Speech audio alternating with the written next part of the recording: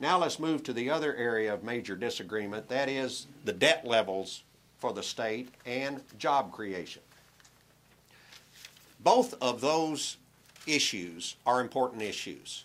It is certainly important that during these tough times that we hold our debt levels down to a reasonable amount. At the same time, we want to create jobs when and where we can, because the fastest way for us to come out of this recession is to get our people back to work. So we have tried to strike a balance in this proposal that will accomplish both of those things. In the area of bonding, general fund approved or general fund supported bond projects, we are proposing to include in the budget all of the general fund supported bond projects that the House and Senate budgets had agreed upon. There's a list that I think is fairly available to everybody, and we've given you a copy of it, of about $441 million worth of projects that the House and Senate had agreed upon. They were not arguing over those that were general fund supported. Now, that $441 million is the lowest amount of general fund supported bonds in a biennial budget since 1996. So we are holding down and reducing the amount of general fund supported bonds that are usually in a biennial budget.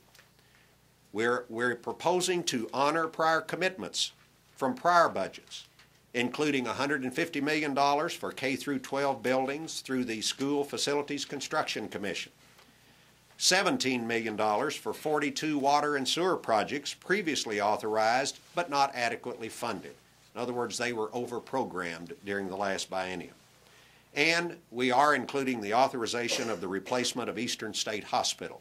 That's not coming out of state bond money, but I wanted to mention that so that everybody out there interested in that issue will know that that is in this proposal. I mentioned the critical needs projects that they had both agreed upon. I'm not going to run through those. You all have a list of those in your handout. It also includes funding for all Category 5 schools by providing state equalization of local school districts. There are 14, I believe 14, Mary, of those Category 5 schools. They are the worst school buildings in this state. They are buildings in which our kids are going to school that are dilapidated and falling down, and I think that it is appropriate for us to step up and work with the local districts under the equalization process to build those schools. It also includes $100 million in new offers of assistance for school buildings over the next 2 years. This is a process that goes on in every biennial budget, and this is actually addressing what school districts will be able to do the 2 years after this biennium. Now, in addition to that, the House and Senate had agreed to $525 million of agency fund bond projects. Now remember, these are projects that require no general fund debt service. These are projects where the debt service comes from the entity itself, such as building a dormitory, and they fund the bonds and pay for the bonds by the fees that students pay. So there's $525 million of the agency bond projects that are included in this budget. In addition, we are proposing the funding of the Work Now Kentucky proposal. That's a stimulus project proposal that will create 9,000 to 12,000 summer jobs through the stimulus program. Now, what you need to realize is that all of these projects, when you combine them with about $2.7 billion worth of projects that have been authorized in prior budgets that are just now coming online to be built, all of this gives us an ample opportunity to create jobs over this next 2-year period. Let me mention briefly health care, particularly Medicaid. This proposal funds the Medicaid program as proposed by the House. The Medicaid rolls have been increasing due to the bad economy, and the cost of health care continues to skyrocket. Now, while we are funding it at this level, this proposal includes a significant cost containment set of measures that were included in my original budget proposal.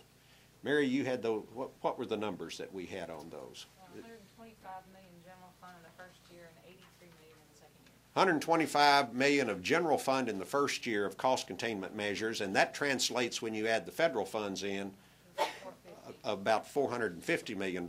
In the second year, you said 83 million general fund, which translates into,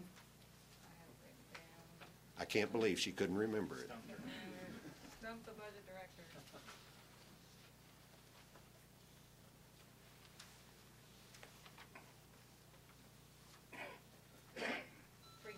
$300 million. So those cost containment measures are contained in this budget proposal.